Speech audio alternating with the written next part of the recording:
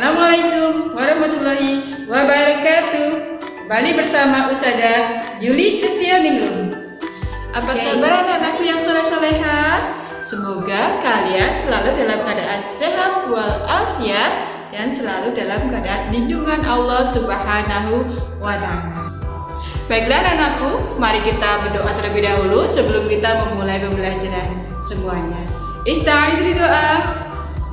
Khadu absarakum. Ibda'u. Bismillahirrahmanirrahim.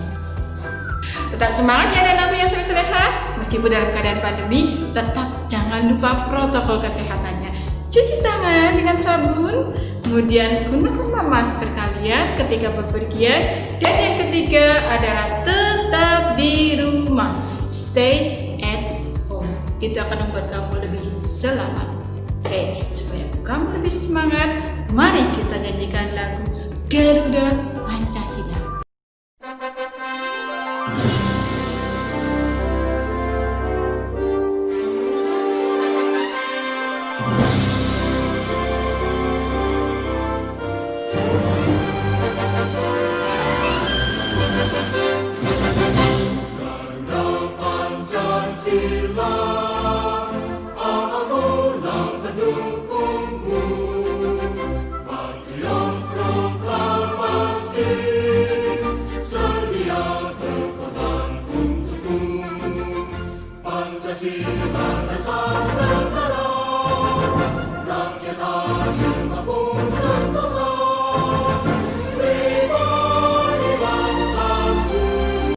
Oke, hari ini kita akan membahas tentang perkembangan teknologi,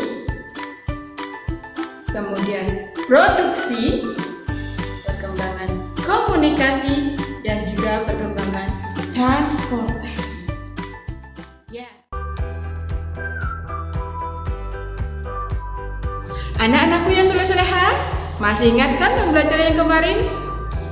Oh, betul sekali. Kemarin kita belajar tentang bentuk komunikasi tulisan. Oke, supaya kamu bisa mengingat kembali pembelajaran yang lalu, Ustazah punya satu games yang sangat bagus sekali, yang sangat menarik. Nah, kalian bisa mengingat pembelajaran sebelumnya dengan games ini. Kalian bisa akses games ini, yaitu game quizzes. Nanti kalian akan Ustazah berikan kode gamenya untuk bisa masuk ya. Saksikan dan lakukan, pasti akan menyenangkan. Mari kita satu persatu kita kupas lebih dalam. Oh iya, Ustazah punya janji nih untuk menelpon teman. Ustazah punya teman ada di negara api, ya, terkenal dengan negara api. Ustazah harus menelpon ke sana. Ya, hari ini kita akan belajar tentang komunikasi. Nah, apa itu sih komunikasi? Kita satu persatu ya. Tahukah kalian bentuk komunikasi itu ada dua? Ya, pertama adalah komunikasi tradisional, yang kedua adalah komunikasi modern. Lalu, seperti apakah komunikasi tradisional? Hai Paman, apa kabar? Sudah lama ya kita tidak bertemu. Melalui surat ini, aku ingin memberitahu bahwa pada tanggal 17 Agustus, aku ingin pulang ke Indonesia. Aku tidak sabar ingin bertemu dengan keluarga. Aku rindu suasana Indonesia.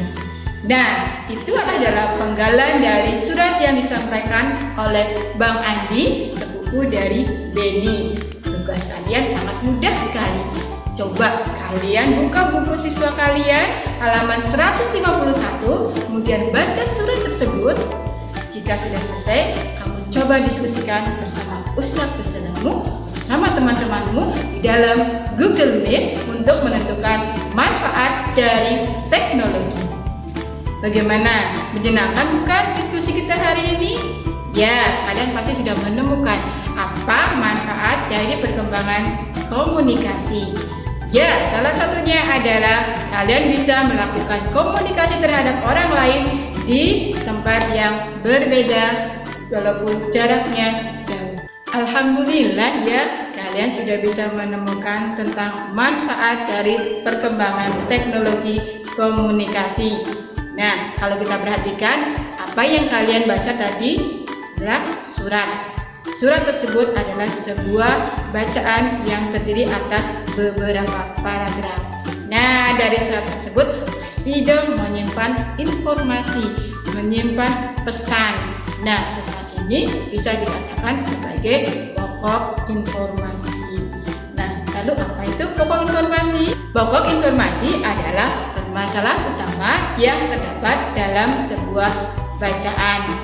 Nah, pokok informasi bisa juga disebut sebagai ide pokok. Oke, mari kita belajar tentang ide pokok.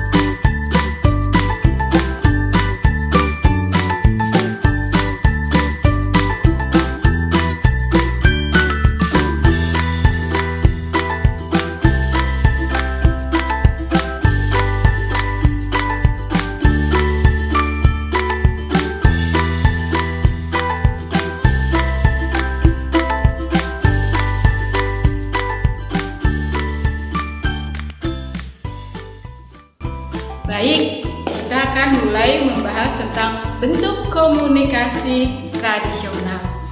Yang pertama adalah menggunakan api unggun. Hal ini bisa diketahui dari manusia gua, yaitu manusia prasejarah yang hidup jauh lampau sekali ratusan tahun yang lalu. Mereka duduk melingkar di sekitar api unggun, kemudian mereka bercakap-cakap dan berkomunikasi. Nah, kalau saat ini kan kita ada Facebook, nah seperti itu adalah bentuk komunikasi yang pertama. Bentuk komunikasi yang kedua, ini adalah evolusinya setelah mereka duduk melingkar di depan api unggun, kemudian mereka mulai menuliskan sesuatu di batu, ya, mereka menuliskan pesan melalui ukiran batu. Maka dari itu kita selalu mendapatkan informasi secara dari ukiran batu. Nah, bentuk yang kedua tadi itu hampir mirip dengan bentuk komunikasi yang sekarang, yaitu dengan adanya blogging atau menulis di internet, hampir sama ya. Kalau yang satu medianya menggunakan batu, yang satu menggunakan internet, menggunakan asap. Bentuk komunikasi yang ketiga adalah menggunakan sinyal asap, ya, atau tanda asap. Pertama kali tanda asap ini digunakan oleh suku yang berada di Amerika Utara, yaitu suku Indian. Mereka menggunakan tanda asap ini ketika mereka menghadapi bahaya. Kemudian seiring dengan bertambahnya zaman, maka digunakan oleh para orang Cina, yaitu di kerajaan yang ada tembok besar Cinanya. Mereka menggunakan tanda asap tersebut untuk memberikan informasi kepada orang lain bahwa mereka sedang bahaya. Bentuk komunikasi tradisional yang keempat adalah menggunakan merpati pos. Ya, merpati pos ini digunakan oleh bangsa Persia, bangsa Yunani, dan juga bangsa Roman. Mereka menggunakan merpati pos ini untuk komunikasi yang lebih jauh. Bentuk komunikasi tradisional yang kelima atau selanjutnya adalah menggunakan Pony Express. Apa itu Pony Express? Pony Express adalah kuda yang ditunggangi oleh manusia untuk menyampaikan pesan. Biasanya mereka membawa surat atau membawa barang dari orang yang menyuruhnya untuk diberikan kepada orang lain. Penggunaan Pony Express sebagai bentuk komunikasi tradisional ini terjadi pada pertengahan abad 19. Bentuk komunikasi tradisional yang kelima adalah menggunakan bendera semafor. Bendera semafor ini biasa kita kenal pada kegiatan pramuka. Nah, ini adalah komunikasi pertama yang menggunakan visual atau menggunakan pandangan. Perkembangan selanjutnya kita menggunakan telegraf ya. Telegraf itu adalah sebuah alat yang digunakan untuk mengirimkan pesan jarak jauh. Pesan ini berupa kode Morse. Kode Morse ini hanya diketahui oleh si penerima pesan saja. Jadi ini memberikan kesempatan bagi kita untuk memberikan pesan rahasia. Memang betul telegraf ini digunakan untuk memberikan pesan rahasia khususnya ketika masa perang.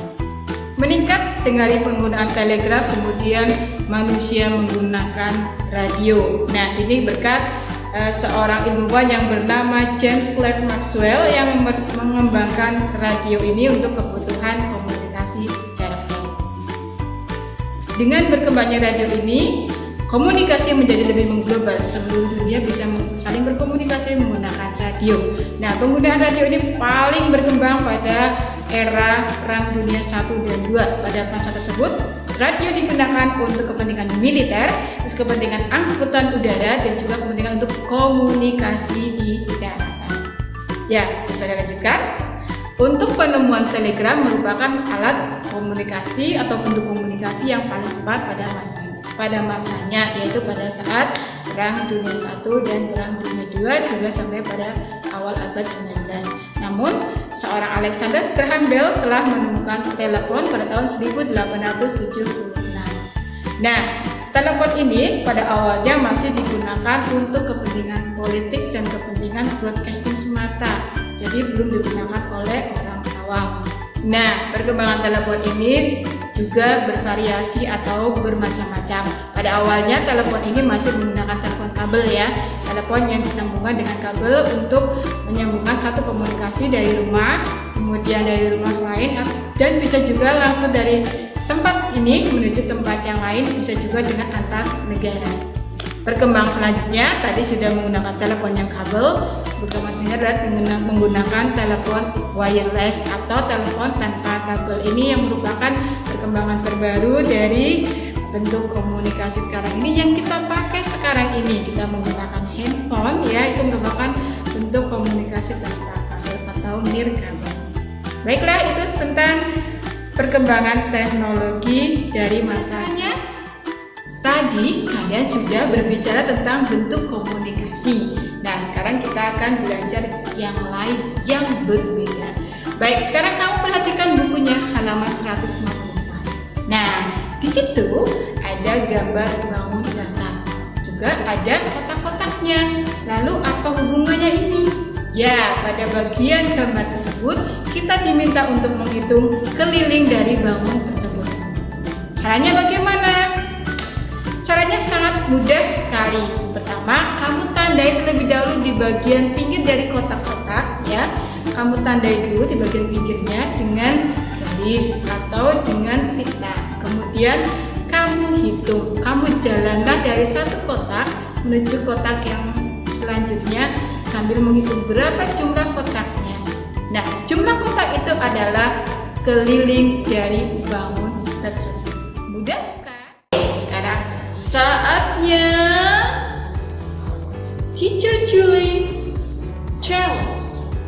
Ini adalah kalian membuat rancangan bangun datar dengan keliling 15 persegi satuan.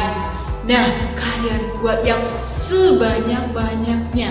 Kalian buat sebanyak-banyaknya kemungkinan yang bisa kamu bentuk menjadi sebuah bangun datar. Sekreatif kalian. Alhamdulillah ya, bangsa kita merupakan bangsa yang sangat besar, bangsa yang kaya akan budaya bangsa. Nah, budaya bangsa ini berasal dari suku-suku bangsa yang mendiami dari pulau-pulau yang ada di Indonesia. Tahukah kalian berapa jumlah pulau yang di Indonesia? Kurang lebih ada 17.000 pulau. Nah, dari 17.000 pulau tersebut didiami oleh berbagai macam suku bangsa. Nah, dari suku bangsa tersebut menghasilkan budaya yang berbeda-beda. Bagaimana sikap kita terhadap budaya yang berbeda-beda? Karena budaya yang berbeda-beda itu menjadi sebuah keniscayaan di negara kita. Maka ingat semua yang kita ya, Bhinneka Tunggal Ika. Berbeda-beda tapi tetap satu juga. Itu yang jadi prinsip kita dalam menghadapi keragaman budaya yang ada di Indonesia.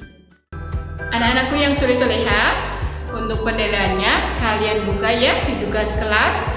Di sana sudah Ustazah sematkan link soalnya, link Google Form-nya, dan juga Ustazah juga sudah menyematkan video pembelajaran supaya kalian bisa belajar lebih dahulu sebelum mengerjakan penilaiannya. Selamat belajar, selamat melaksanakan tes, dan jadilah kalian sebagai pribadi yang jujur. Ingat ya, jujur.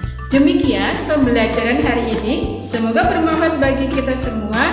Dan mohon maaf atas kesalahan baik tutur kata yang tidak sengaja maupun yang sengaja disampaikan oleh Ustazah. Sudah mohon maaf yang sebenarnya, dan barakallahu fikum. Assalamualaikum warahmatullahi wabarakatuh.